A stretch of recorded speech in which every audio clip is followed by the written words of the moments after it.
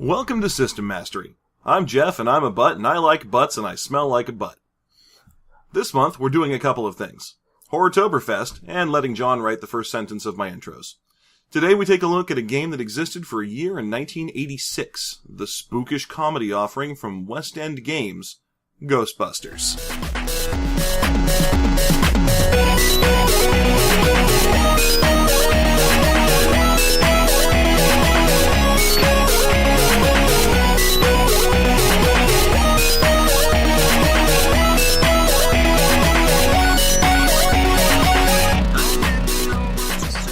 Okay, so, Ghostbusters. Yeah. This game is basically on the internet only. I believe it was printed once in the 80s, around 1986. Between the Ghostbusters films, there's no follow-up for Ghostbusters 2. Which is super sad. I know. And it's the rules for playing as the Ghostbusters. Or a Ghostbuster, not technically one of the main cast. Like most licensed games, it wants you to play as the Ghostbusters. It's got the whole, here's Peter Venkman's ID card, so you can play as Peter Venkman. This was a weird one. It's not like it's a terrible game. Like, you could play this, I could sit down and play this and not have a terrible time, but it's just weird. It feels a little incomplete, honestly. It's very, very basic rules. It's fly by night. I mean, your character has 4 stats, and that's all they've got going on. They got 4 stats and a weird combination of hit points and experience. Yeah, and there's no, skill system. There's just your 4 attributes, and each attribute has one thing that you are good at. Yep, so you've got, let's go through them. You got muscle, you've got moves, you've got brains, and you've got cool. Yeah, so you've got these 4 that generally should cover things, and oddly, some stuff will cover some things, but not others. It's just nebulous enough that occasionally you can make an argument to cover something under one instead of the other. Like, for example, it has, under muscle, it's got things like swing a weapon, but under moves, it's got swing a weapon. Just in case you were able to talk your ghost master, as the game calls him, into letting you take a rapier or something. I don't know why you would. It's Ghostbusters. Yeah, and that's one of the weird things. They've got all this lists of, melee weapons. Yeah, which is, I guess it's because it's 1986 and there were only, 4 games and they were all Dungeons & Dragons-y, and it was well, we can't put out a game where you can't have a halberd. Well, yeah, I mean, if you put out a game and you're the only thing you can use is a proton pack, it's the only weapon, then everyone's going to be all sad because they're like, but I wanted to make a big buff guy that swings a sword. I have a Guisarme Vulge. I have a Glaive Guisar. I have a Bec de Corbin. Okay, so, Lucerne Hammer. Okay, so, and then so you got the specialties for your different stats. You've only got the 4 stats and 1 specialty each. Yeah, each one picks what's called a talent. And so, for example, if you have a muscle stat, and they range from 1 to 6, and you get a set number of points to put into each to build them up. So characters it's point by, and you say, okay, well, I'm going to put 3 points in muscle and 4 points in moves and so on. And off the top of my head, I don't remember the number, but yeah, the actual Ghostbusters, your Peters and your Egons and so on, are way better because they're the actual Ghostbusters and their experience. So they're the right ones to play as. But you get to put your set number of points into your 4 stats, and then for each one, you pick a talent. So, for example, if you have muscle and you pick climbing as your talent, then you can climb up stuff with an extra couple of dice. Yeah, and Egon, he's his brain's talent is physics. Right. So anything that has to do with physics, he gets another die. Which is crazy nebulous. And even the example they use in there is he builds a flashlight. That's not physics, that's engineering. And yet he's managed to... might as well have a brains with a specialty in brains. And that's one of my other issues with the whole talent thing, is you look at it and, say something for cool. It's sort of your outside, not quite, moves is almost agility and muscle being kind of strength and con together. And cool is just, you're doing stuff. And cool can be things that are you're good at talking to people. Let's cover everything cool does, or it can be specifically like Strut was one of them under cool. Yeah, if you want to have a talent for strutting. Yeah, so either I can be good at all manner of social interaction, or I can look good when I strut. And, yeah. Or the same thing in moves, where it's I can be good at driving a car or seeing. Yeah. Seeing was one of them. Yeah. I also like that under cool, one of them was sniff. And notably, it's under cool, so it's not a perception check. It's not your ability to sniff out ghosts. It's your ability to sniff dismissively. Yeah. Or, that you smell good, maybe. Maybe you're good at receiving a sniff. Yeah. So they're kind of dumb. But honestly, it's okay, because they give you this big list, and the whole game's jokey. It's Tales from the Floating Vagabond tune style kind of, haha, look at this. It's all a big goof. So you look through those lists of optional talents for each of your stats, and you go, okay, well, what's this one? Design role-playing games. No, I don't need to take that. I'll take the physics one, and it's fine. And like we said, the system's very simplistic. Mm-hmm. So if you've got whatever your number is, let's say you've got 4 in brains, and it's something, and you need to roll for brains, you have 4 dice, unless you have a talent for whatever the brains roll is for. So really the talent is only giving you an extra die. So even if you 3. manage to game the system... It's 3 extra dice. Oh, really? Yep. Yeah, you get 3. So for example, if you have a muscle skill of 4, or a muscle stat of 4, and a swing axe stat of 3, because you have a talent for swinging axes, then you get 7 dice. And there's no bonus checks or anything. You're rolling against just a number. So for example, the Ghost Master will tell you, to hit that guy, you need to roll at least 20.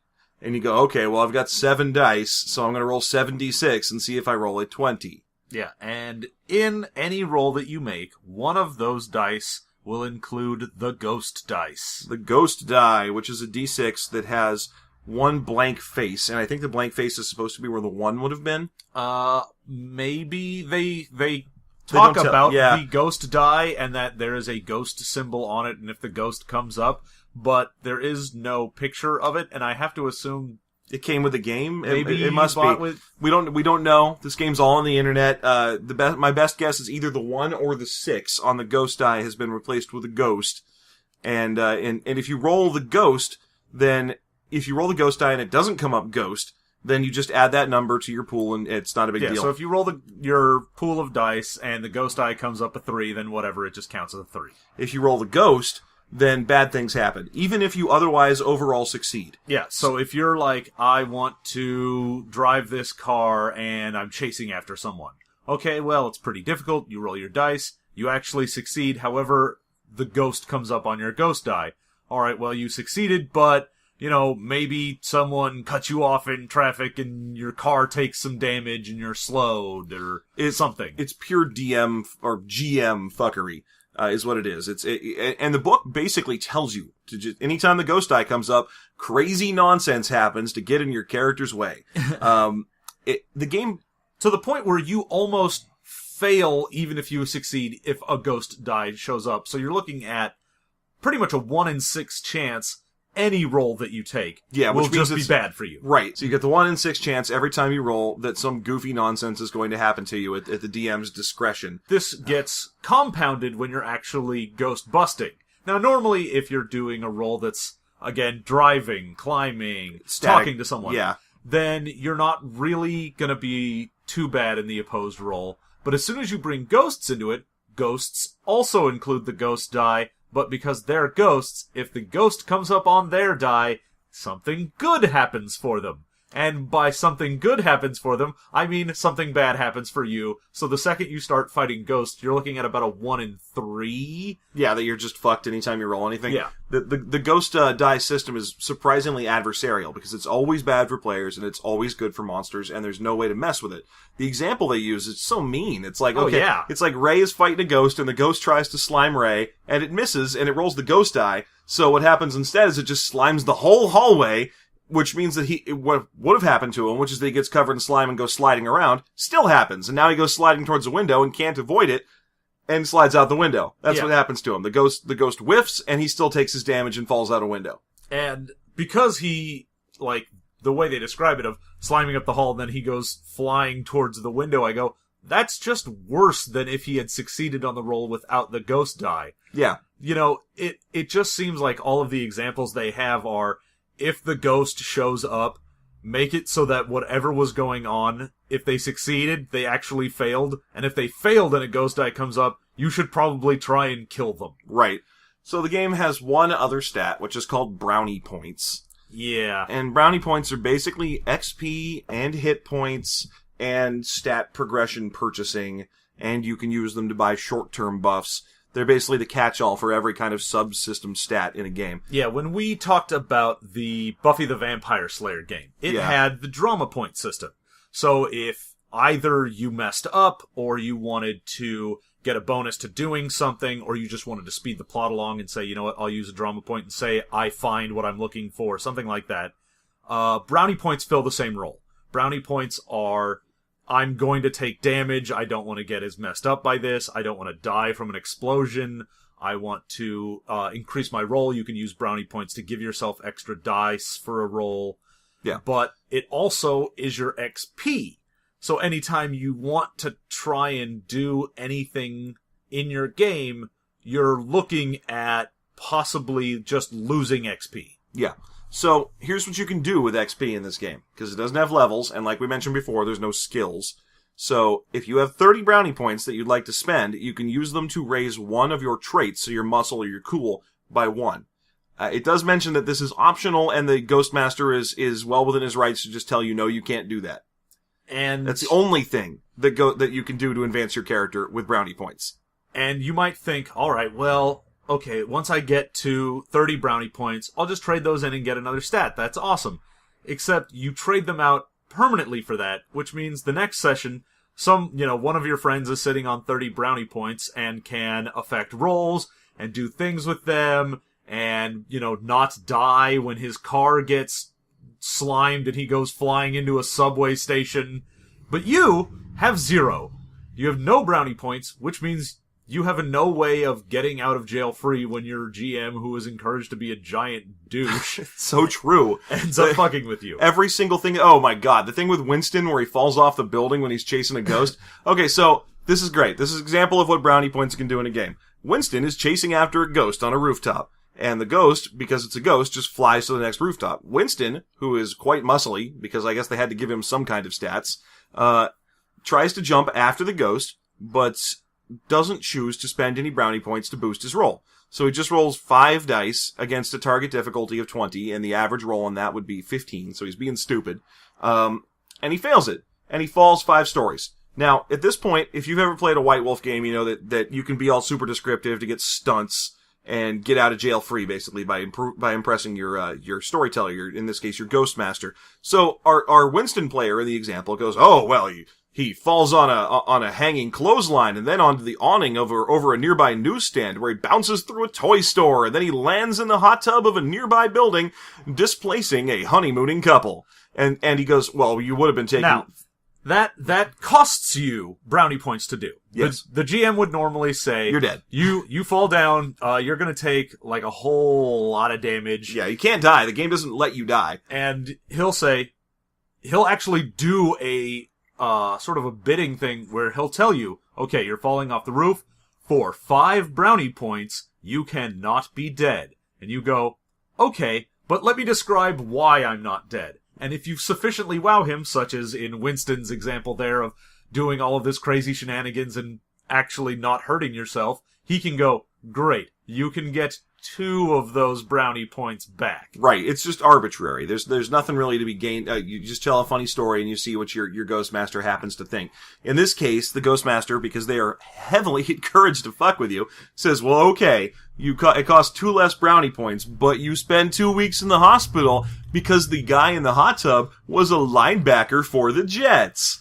And he doesn't like that you landed in his hot tub, so he beats the crap out of you. Right. So Note that I will not give you any option for brownie pointing your way out of my fiat. Yeah, he just, all of a sudden, you displace the local football player and get beat up. So it's adversarial. It's cartoony. They describe, like, for example, if a bomb goes off in the Ecto-1, then you should leave the players sitting in the frame with their faces blackened with soot. Really, this is the real Ghostbusters game. Yeah, this is the cartoon version of this. Yeah. So, speaking of which, can we talk about the art in this game briefly? Because the art in this game is... and this stills from the movie. Yeah, well, it's, some of those, but here's my theory. Here's my theory about how they got the art for this game. They took a couple black and white stills from the movie, sure, but they also went to wherever they were writing in, they went to the local boardwalk, and they hired a caricature artist, and they just said, I need 30 to 40 pictures of all 4 members of the Ghostbusters, plus about 10 pictures each of the other 3 characters in the Ghostbusters. The Secretary, and Sigourney Weaver, and Martin Short, or whatever. Not Martin Short, who was that guy? Yeah, it's Rick Moranis. Rick Moranis, thank you. Way better. Sorry, Rick Moranis. Oh, poor Rick Moranis, who obviously listens to this. I know he does. Yeah. He's a friend of mine. Good, close, personal friend of the podcast. Why I can't recognize him in Ghostbusters. So that's what it is. It's just caricatures. Just over and over again. A bunch of big head, small body pictures of Ray Stantz and Peter Venkman and Winston. And So, they're giving the color commentary on what the book's rules are. They're just Statler and Waldorfing it up. So anytime there's anything in the book, one of them's there to immediately lampshade it. So for example, there's a sequence that describes how you're supposed to be a Ghostmaster in the game. And it says, like, Ghostmasters should be encouraged to look for the success of their party. Their enjoyment of the game should be derived from their ability to guide their players through a story. Cue Winston Zedmore's big weird head popping up to say, that's not true. Like, just, that's all he's got to say about it. Like, nope, DMs are mean. Yeah, which, I'd rather trust the giant-headed friend on the side than the book that will, in one paragraph, tells you, your GM should be nice and try and make good things happen to you. Also, here's every example of anything in this game where the GM is like, you know what? I don't like you, and bad things happen to you. This whole game is Wish. And it's a shame because it's so simple. I mean, it's got 4 stats and it's a hit point system, and that's all you need, and you just go and you try and catch ghosts. Oh yeah, I mean, this could be explained to, your 11-year-old, 12-year-old nephew and be like, hey, we can play this instantly. Because it's point buy, you don't have to worry about weird rolls, and there's no, merits and flaws system to try and game. It is just 4 things with 4 sub-things, and then go. Yeah. I mean, I was looking over at our recording screen, and I was seeing, we've talked 5 minutes, and we've already explained every rule in the game. This is going to be a very short podcast.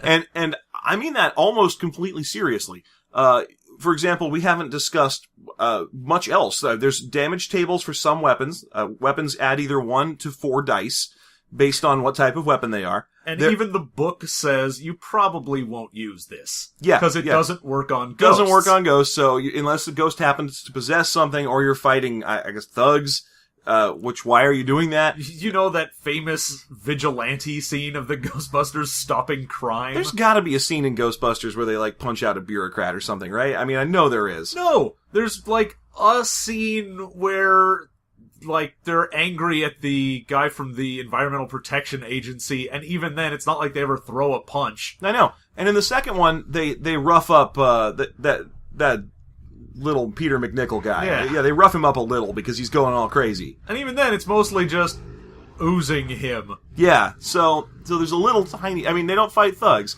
They don't fight Teamsters, They never use any weapon that isn't a proton pack, or in the second movie, the goo. Yeah, but here we have basic stats for using axes and chainsaws in case you really had to.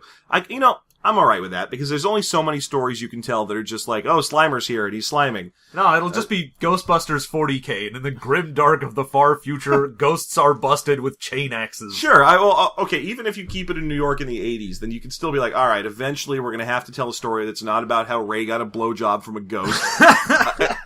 But why would you ever deviate from pure gold storytelling like that? Okay, but eventually it's gonna have to be like, alright, the Ghostbusters versus Night of the Zombies. You're not gonna be able to tell more than 2 stories in this universe without getting super bored. That's why there isn't a Ghostbusters 3.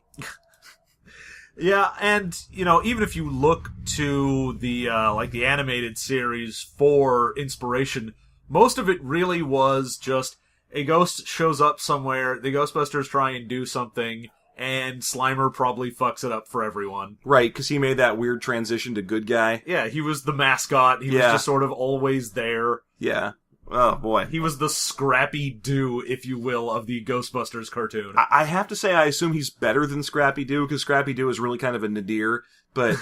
or nadir, however you say that. But, in the show, he was like a hound dog. He was just like, there's ghosts over there. I'm going to fly towards them and see if they have hot dogs for me to eat. Yeah, well, he also was sort of emotive in that he'd show up and be like, I'm trying to help. And then they would be like, get out of here, Slimer. We don't need you. And you think he was the Judas goat of the real Ghostbusters? Yes, that is exactly what I think. He was just there to make other ghosts feel like, oh, look, they're nice to ghosts. They're not oh, no, they're putting us in a proton pack.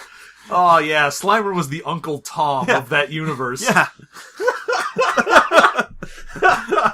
Slimer just blithely leading people to their demise. Oh, yeah. No, Slimer is a total ecto traitor. Yeah.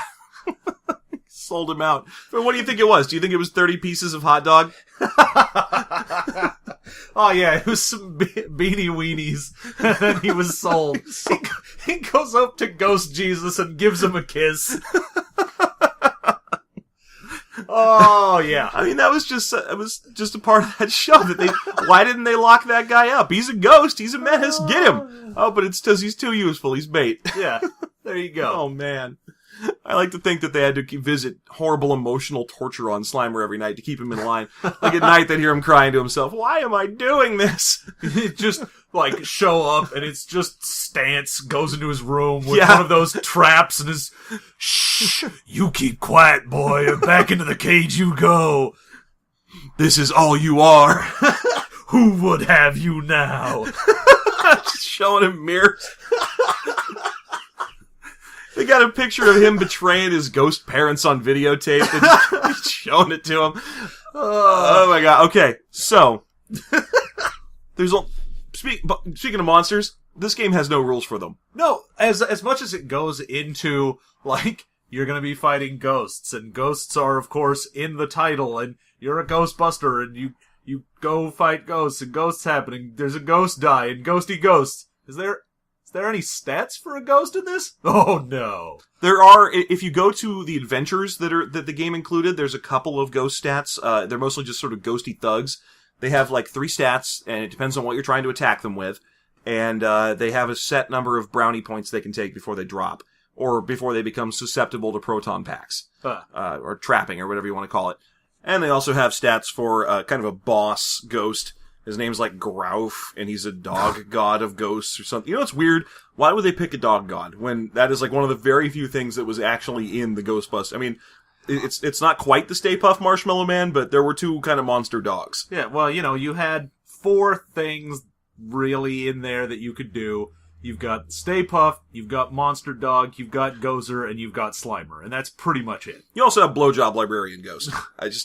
The librarian did not blowjob. Those are 2 different ghosts. Are they 2 different ghosts? Oh, I'm sorry. Okay.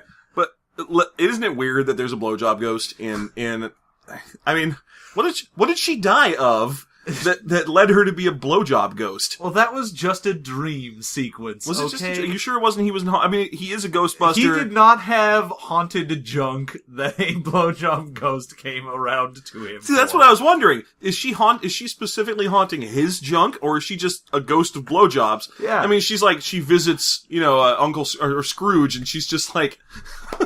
No, man. You see, because Ray has a haunted package. Oh, because when the ladies see it, they're all, ooh. No. See, I was thinking maybe she was just like the ghost of Christmas blowjobs. Dude, why am I not visited by the ghost of blowjobs past and blowjobs present? I am visited by the ghost of blowjobs past every time I close my eyes. It's the ghost of blowjobs future I really need to run into. Oh, okay. He keeps using teeth. Ah, you get it? He's a skeleton. Ah. Just keeps pointing at it. Just silently pointing at your junk. Suck it, foul spirit.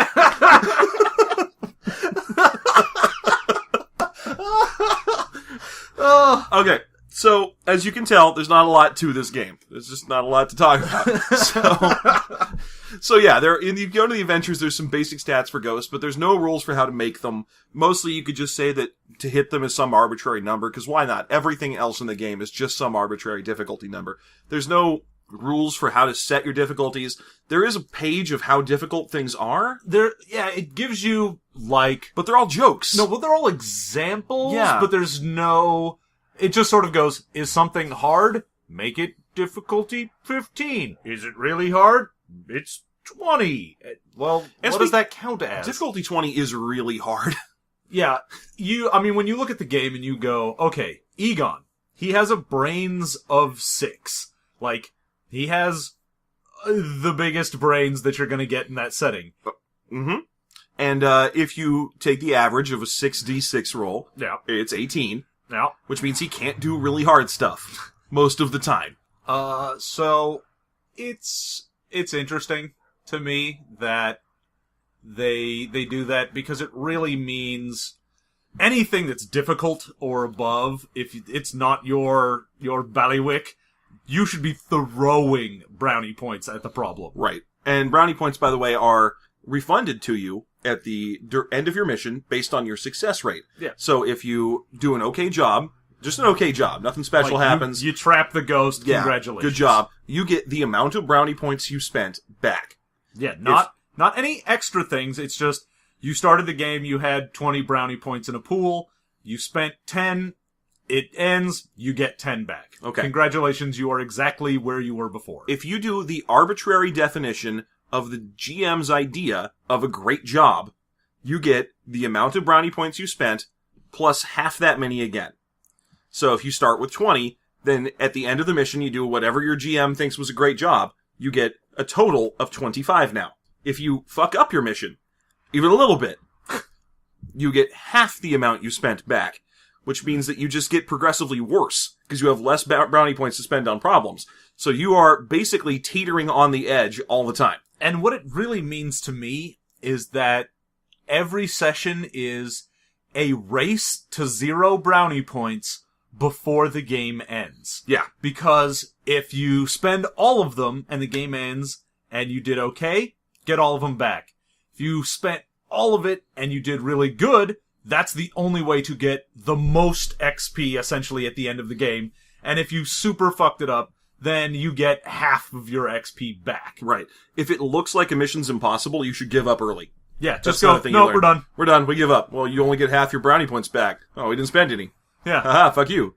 So, if he's like, I'm gonna send you to the Temple of Ectoplasmic Evil, and you're gonna have to fight all of these crazy boss ghosts, and it's super hard, you go, you know what? We don't take the job. yeah, that's good. We're fine. We'll let the real Ghostbusters handle this. The cartoons. Yeah. Okay, so, there is a little section about motivations. There's a section that says what motivates each Ghostbuster in your party. Yeah. You should choose one. And they are based around what the original 6 Ghostbusters... Yeah, that's right. The game says that there are 6 Ghostbusters. I believe they are talking about, Janine. And, I cannot remember what Rick Moranis is. That's Sigourney Weaver. Oh, is it counting Sigourney Weaver? They're not counting Rick Moranis' little... Because he actually puts on a Ghostbusters uniform at one point. Yeah, but only in the second one. Oh, okay. All right. Yeah.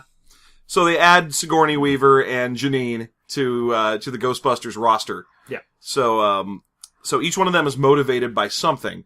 And there's rules for how your motivations interact with brownie points. So, for example, Peter Venkman is motivated by sex, and he wants sex, and his brownie points are dedicated towards sex. And he can get extra brownie points for going on dates. Yeah. And they have to be awesome dates. And if they're not, then your date is automatically, you accidentally ate your tie.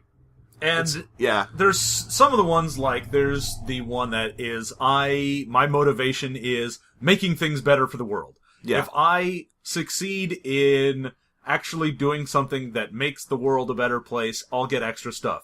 Which is obviously the one you should pick, because it counts anytime you trap a ghost. Right. And some of them have just penalties for no reason. So those are the ones you just don't want to take. Like money, for example. If you're motivated by money, and I forget which Ghostbuster is motivated by money. I'm gonna go with Winston. Maybe. Seeing as how he's really just a hired gun. Yeah, he was just there for a paycheck. Yeah. So, with money, it actually says for every time your character makes $1,000, you should go ahead and give yourself a brownie point, or let the GM tell you get a brownie point. But you could lose brownie points if you lose money. Yeah. It's the only one I could find where you lose brownie points. So it's like, why would you ever take this?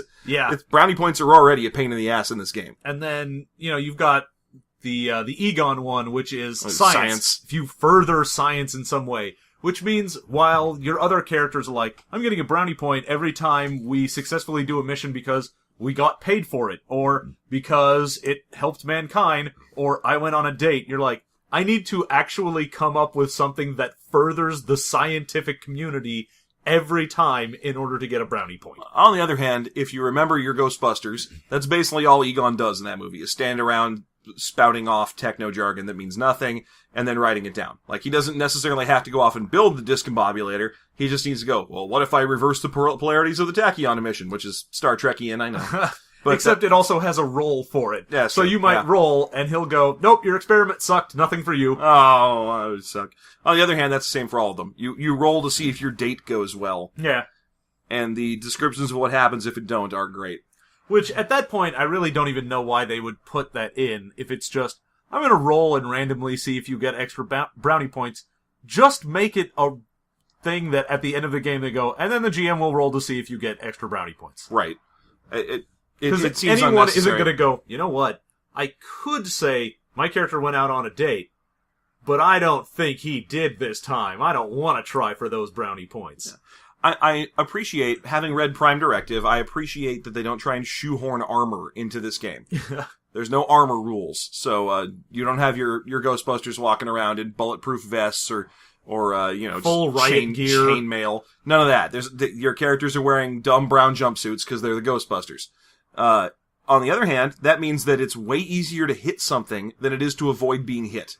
Yeah, they, like we had mentioned, the weapons all have like a +1 to a +4 on them for hitting things. And that's just plus dice. That's all. It's just, if you have a +3 weapon, you have +3 more dice to your roll. So even if let's say you're using muscle to hit a guy and you've got a 2. So you're sort of average, kind of doofy guy, but you've got a weapon that's +3.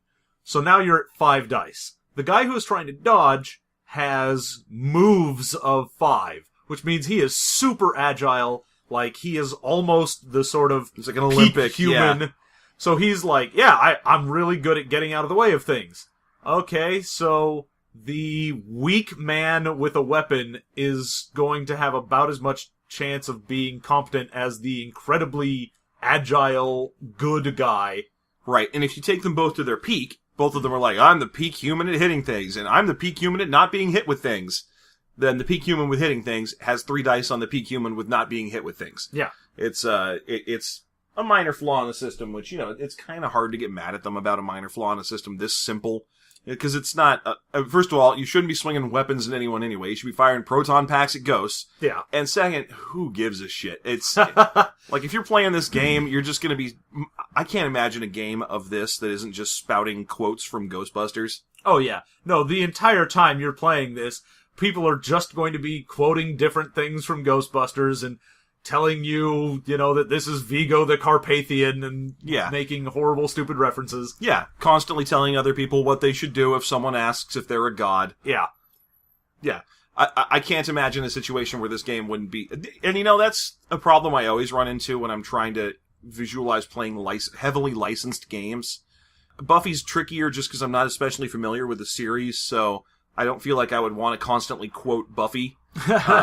But it also comes from the difference between having something set in a show versus a movie. In the movie, you've got an hour and a half to 2 hours of material to work with. And so people know all of the lines and all of the scenes from that. When you're looking at, like, something based in Buffy or any show that at least had several seasons, then people have so much to draw from. It's not like... There's more stories. Yeah, there's not really like, these are the catchphrases of this show. Yeah. But if you set something in like Firefly, everyone all the time will be talking about, because there were only a few episodes, those episodes. Yeah. And I've tried playing Star Wars. One or more of the variants of Star Wars RPGs, because there's been a lot over the years. And that's definitely something that crops up, is people just constantly saying, use the Force, Luke, at each other, and trying to figure out how your characters line up to the original trilogy characters. It's okay with Star Wars, because it's got such a broad base of things to draw from, Yeah, Star Wars is the more than expanded universe. Yeah. You can go into stuff. Yeah. Or, if you, for example, want to set your storyline in the 2 Ewok movies. Then, really, who doesn't want to set your entire game in the shittiest possible movies? Well, yeah. I mean, I'm going to say both those movies are leaps and bounds above the holiday special, and I'm going to go ahead and say they're both better than Phantom Menace. Yeah, that's probably fair. You know what? Phantom Menace, 0 Wilford Brimley. And that's really what you're looking for. That's really, in a Star Wars film, what you want is Wilford Brimley, or at the very least a little bit of B. Arthur, which she's in the holiday special. So, if Boss Nass had come out and been like, diabetes, that would have been amazing. I'm here to talk to you about Liberty Mutual. Jar Jar Binks. Not gonna tolerate your shenanigans in my city. This is a Christian household. Oh, that would have been amazing. However, we did not get that. Nope, and we aren't even talking about Star Wars. We're talking about Ghostbusters. Sadly, also bereft of Wilford Brimley. Yeah, super sad. Yeah. Is there a Cocoon role-playing game, do you think? Oh my god, if there's a Cocoon role-playing game, I want to play that as soon as possible. Oh, I need to see the stats for swimming around in a pool. I want to see what the table is to randomly roll what your sex drive is like now. Yeah, because it's going to change dramatically over the course of the...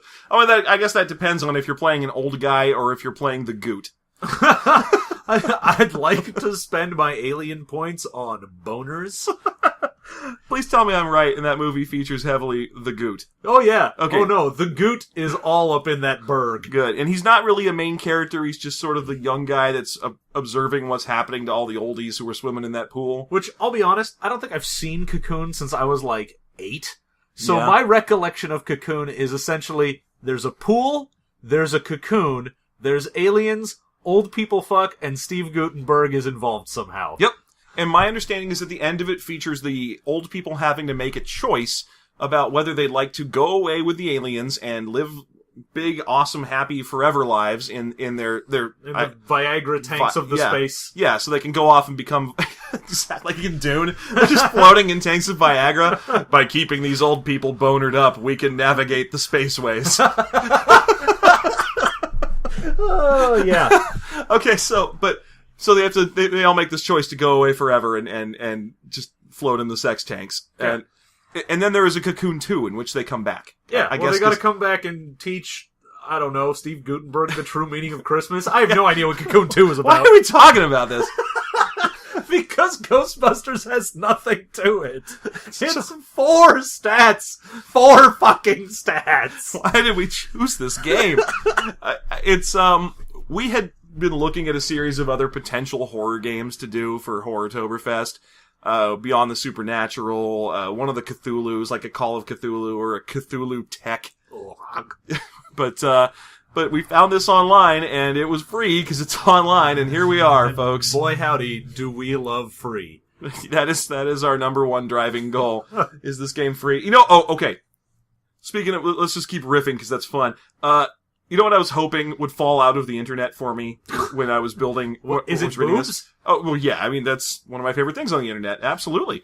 But the problem with reading this online from... Because West End Games was pleasant enough to support this thing for free and put it on the internet so everyone can read it. Because why? Why not? Because it's not going to get published again and no one can find the book. So they're just being very nice. But I would love to have the book because I really want a piece of paper to fall out of it where some Spurglord from 1986 is explaining about how players are going to play in his campaign, but by God, there shall be no references to Ghostbusters 2. Oh, yeah. All characters will be in line with original Ghostbusters characters. There will be no goo. This is primarily aimed at Dan. Dan, do not try to use a Nintendo controller to drive the Statue of Liberty. Ghostbusters 2 was a horrible game for babies. Oh, Ghostbusters 2, The Next Generation. Oh, this eventually is just going to turn into a podcast where we just decry Prime Directive. I think every podcast forever is going to be where we talk about how much Prime Directive is awful. So, this game is so short that even though it's all jokes, I mean, it's just all jokes. Like, the little caricatures on the side are just spouting jokes about the jokes that make up the actual main text. I mean, the main text has a sequence where it tries to explain the difficulty of skills based around a character attempting to eat a telephone. Oh yeah. No, that was the example for the really difficult, the high-end difficulty is you're eating a phone. Yep.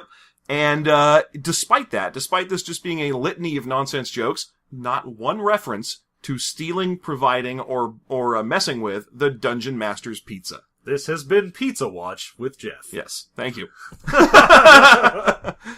Okay, so what else do we want to talk about with this one? Do you want to go over your favorite and least favorite things? Yeah, sure, why not? Yeah, let's just do it. You know what I'm going to go ahead and say is my favorite? Since there's only 4 stats, I'm going to say my favorite stat of the 4 stats is cool. Okay, and why is that? Because it's sort of a weird catch-all. The rest of them have various things that are analogous to other stuff, and you could kind of say that cool is like the charisma of a game, but it covers everything that isn't covered in either being strong or being smart or being quick. Right. So it's the catch-all of collar popping. Yeah, which means you can actually have a character, and they, like Venkman is a cool-based character in there. So you can have someone be cool-based, and instead of it just being, I'm a character that's only good at RP things, you can try and do stuff with it. Maybe the GM will be like, yeah, and then this ghost shows up, and the librarian is really spooky, and you gotta make a cool roll to not be scared by it. Right, and cool, each one of the 4 stats is supposed to be assigned to one of the Ghostbusters as kind of the primary archetype they have. And cool is clearly the Peter Venkman archetype. It doesn't really work because they've tried to give Winston Zed more muscle, which I don't remember him ever doing anything with in the movies. He mostly is just sort of there and commenting on things. Yes, but he's the black guy, so obviously he's the strong one. He's either going to be muscle or cool, and cool was taken. Yeah. And frankly, I couldn't even beginning to tell you the difference between Ray Stantz and Egon Spengler. I know one of them is one's really smart and one's really smart and also dorky. Yeah, okay, so that's your big difference between the two of them.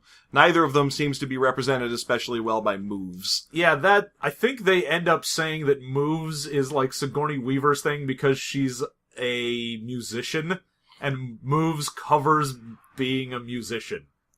Fair enough. So there you go. All right, and your least favorite thing about the game? Least favorite thing about the game is probably the overall adversarial tone of it. Yeah. The fact that it keeps mentioning in everything, and while you don't have to be a dick if you're the GM and you're actually wanting to run this, the fact that every single example throughout the whole thing is just, okay, and a player tries to do something, and the GM tells him to go fuck himself. Yeah.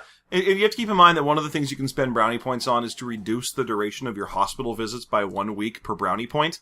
That's the kind of game this is, that your character is going to be constantly sent to the hospital in 2 to 3 weeks. And I have trouble with that because I don't like playing with half the party. Like, if I'm off in the hospital, then I'm going to be like, all right, everybody, no one's doing anything until I'm out of the hospital, fuck you. Yeah. And what's the point of these dumb hospital visits? All they do is put your game on pause. And even if you go, all right, well, you've been hired by someone, you've got to take out this ghost. All right, we've got something haunting some house, and the guy who owns the house is going to pay us X amount of dollars to get rid of it. All right, we go in, something happens, the ghost drops a chandelier on Egon, and he's in the hospital for the next 2 weeks. However, the job is set for, you need to do this in the next week, because he's got a dinner party coming up. So now you're looking at, we can either fail, and everyone gets back half of the brownie points they spent, and everyone's screwed because the GM decided to drop a chandelier, or we continue on, and the guy playing Egon just sits there with his thumb up his ass. Right. Anytime that your game has a mechanic for moving a character out of play without killing them and letting them stick around, you've got a bad design. Like, games that have timeout mechanics aren't fun. No, and it's not even, like, you even look at a game where it's got a stun. Like, you look at a D&D 4th ed, and some monster stuns you, and you're out for a round, say. Oh, it's the worst. Even at the high end, where it's like stun, save ends, and maybe you lose a couple rounds. That's awful. Like, it's just the worst thing to sit there and go, oh, it's your turn, but you're stunned. Okay, moving on, and you just sit there and watch everyone else play. With games with a timeout mechanic, it's, you should really probably just get up and leave at that point, because the game and the GM has said, yeah, you don't get to participate in the adventure, let alone just this round of combat. Why don't you go home and copy letters from a dictionary? No, Prime Directive, no! And also, like I mentioned it really briefly earlier, but this game's got the tone of Dungeons and Dragons Wish, where you say, all right, I am going to attempt to hit that ghost. Okay, well, you rolled a ghost on your ghost die, so your hand punches through a wall, and now your hand is bleeding, and you take 3 brownie points of damage. Oh, okay, well, what happens next? Well, the ghost tries to punch you, and he gets a ghost die, but he misses, so even though he misses you, he punches down the building, and you take 20 oops points of damage, or brownie points of damage. If a Ghost Master was playing this game by the rules of this game, it would be so annoying. Yeah. Yeah, so there you go. Adversarial tone, you're right. Yeah, and, again, I don't want to say that the rules themselves force you to do that, but it really is the tone of this game. They assume, like we had mentioned before, a lot of the older sort of 80s games assumed that was the way the game went. Yeah. Was player versus GM, you're trying to do something, your Dungeon Master is trying to stop you from accomplishing it. And it made sense in, like, first edition D&D. Like, way back in AD&D, because it was Gygax writing dungeon puzzles for his friends, and those guys didn't really care about their characters all that much.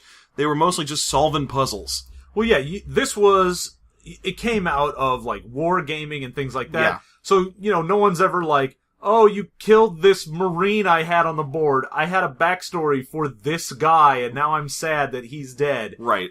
So that kind of thing has faded out, but there was this awkward period in the 80s where games all had this tone of like, well, the DM should be cackling from the other side of a thin cardboard sheet. If he isn't feeling heavily morally superior, you're playing this game wrong. Yeah. So trying to work that into a jokey Ghostbusters comedy-based game seems really weird. Yeah, I feel like it wouldn't get funny. I feel like it'd just be adversarial the whole time. But yeah, you try and do something, you're like, oh, I'm going to do this thing, and I'm throwing a pie at whatever, or I'm going to shoot my proton pack, and we're messing up this dining hall. That's fun.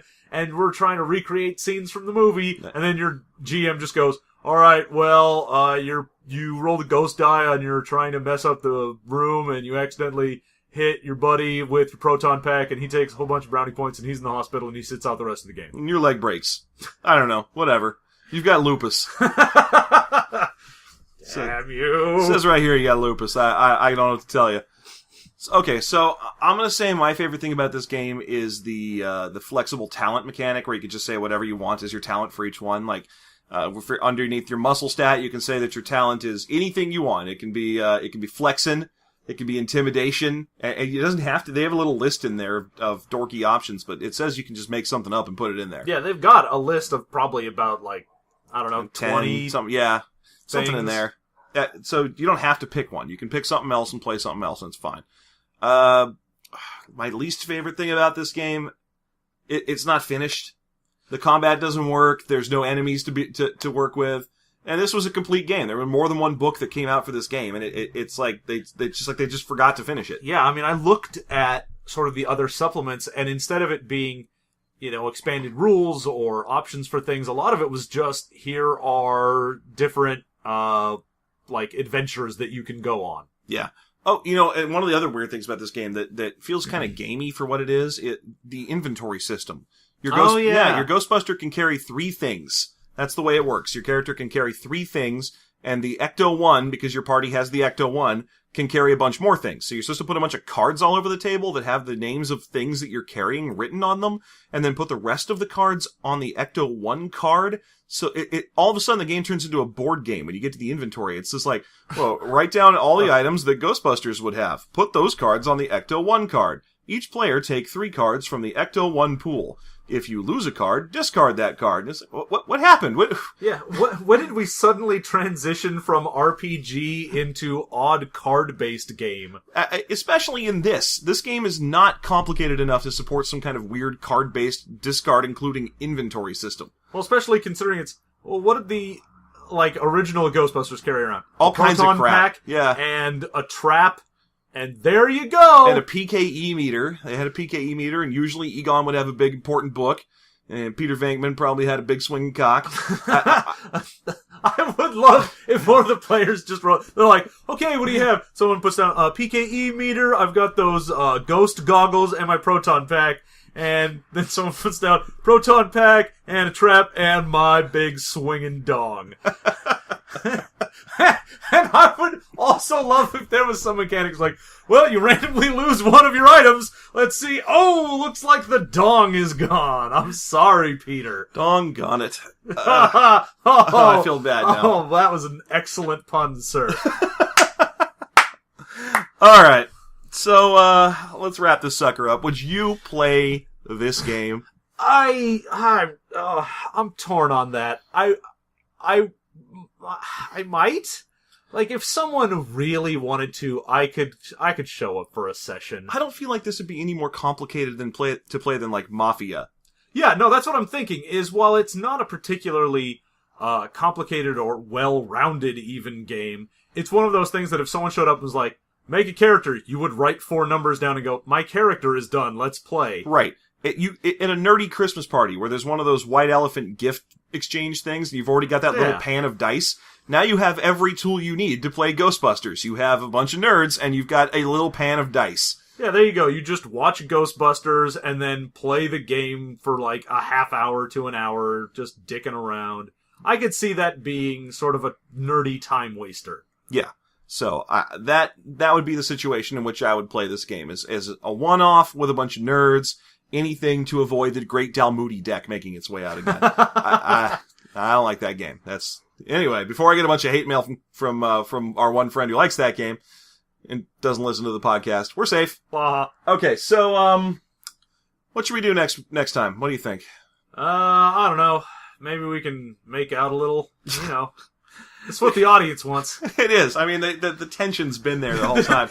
Everyone's clamoring about that sexual tension here. I have read so many fic online. Oh, yeah. I've seen all the fic about the what do they call us again? Like, it's John Jeff or Jeff John or something? It's Joff. Joff. It's Joff. Yeah. Joff. Easily mistaken for some of the Game of Thrones fic. Yeah. It's weird how they make us into gay cats just because there are cats living in the house. Oh, yeah. And there was that one where I was a lawyer and you were a surgeon. Oh, yeah. And there was no podcasting. It didn't come up in the slightest. I mean, I expect a little verisimilitude in my weird gay entanglement yowie crap, but no.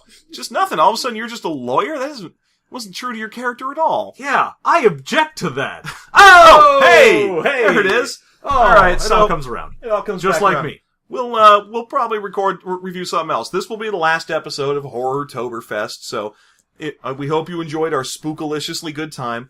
Next time, we've got a variety of games in the pile that we can go into. I have begun reading the EverQuest role-playing game, the EverQuest 3.5 edition RPG. We might go in and talk about that. I don't know. It's entirely possible. There's something. It's really neat. And by neat, I mean boring. It is so boring. I was trying to hype it, but we're just going to make fun of how boring it is. We're just going to make fun of EverQuest the entire time. It's going to be making fun of EverQuest. Okay, so as always, thank you for tuning in and listening to System Mastery Podcast. You can find us at systemmasterypodcast.com. You can find us at systemmastery@gmail, at System Mastery on Twitter, or at our System Mastery Facebook page. All the month of October, John is putting out his Horrortoberfest reviews, 31 horror films with a review every day. Yep, I will be watching one horrible film every day this month, and you can watch along if you also hate yourself as much as I do. Because they're almost all Netflix things. Oh yeah, most of them are Netflix instant so that the audience at home can follow along. And based on the sheer success of that, I'll be launching my December Palooza program, where I do the same thing with Christmas movies all December, and lose my soul somewhere around the 8th. Yeah, you know, somewhere around Christmas with the Cranks, I'm pretty sure I'm just going to walk into your room and find you... Just gibbering. I was going to say find you hung, but... you can always find me hung in my room, baby. Write a fic about that. Thank you, and good night.